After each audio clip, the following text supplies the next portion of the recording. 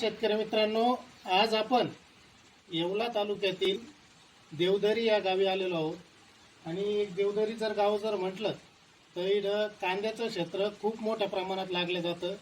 नाशेच आपले प्रगतशील शेतकरी, त्यांचा एकदा परिचय आपण करून घेऊ. भाऊ, नाव काय आपलं? माझं नाव दिलीप पांडुरंग दाने, राहणार देवधरी, तालुका येवला, जिल्हा नाशिक.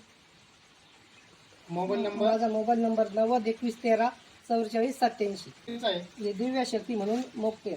दिव्य शक्तीचा मोकटे. मोकटे कसा वाटला तुम्हाला कांदा? एकदम मस्त.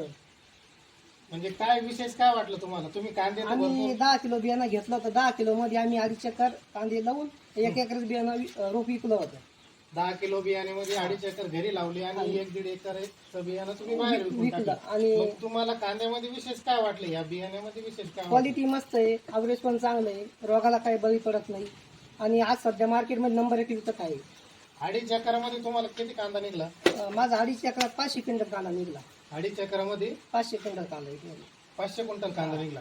2.5 एकरामध्ये त्यांना 500 क्विंटलचं उत्पन्न झालेलं आहे. आता तुम्ही मार्केटला नेताय, वेगवेगळ्या मार्केटला नेताय, कुठं डोंगरगाव असेल, नगरसुला असेल, अंदरसुला असेल, लासलगाव असेल, तर मार्केटमध्ये काय चर्चा होती कांद्याची? बियाणा कोणत्या कंपनीचं बियाणं आहे विचारलं जातं आणि 10-5 मिनिटं आधी व्यापारी येऊन उभे राहतात. आणि मार्केटमध्ये भाव आता 1000-1200 रेंज चालू आहे. आता कालची तुमची पावती ही 1512, 1580, 1600, 1700 असेच बाजारभावात विकल्या जातात. म्हणजे कालच्या याच्यात तुमचे 1580 गेले. मार्केटचे भाव 1000-1200 चालू असताना त्यांचे कांदे 1580 रुपये गेले. आणि आमच्या गावात शेजारचे ट्रॅक्टर 1200-1300 याच्या पुढे विकले नाही गेले.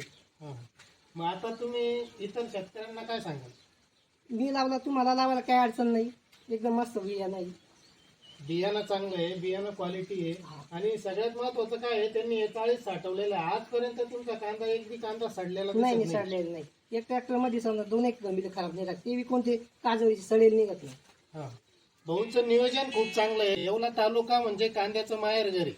येवला तालुक्यामध्ये प्रत्येक शेतकऱ्याकडे तुम्हाला कांदा हा खूप मोठ्या प्रमाणात दिसेल.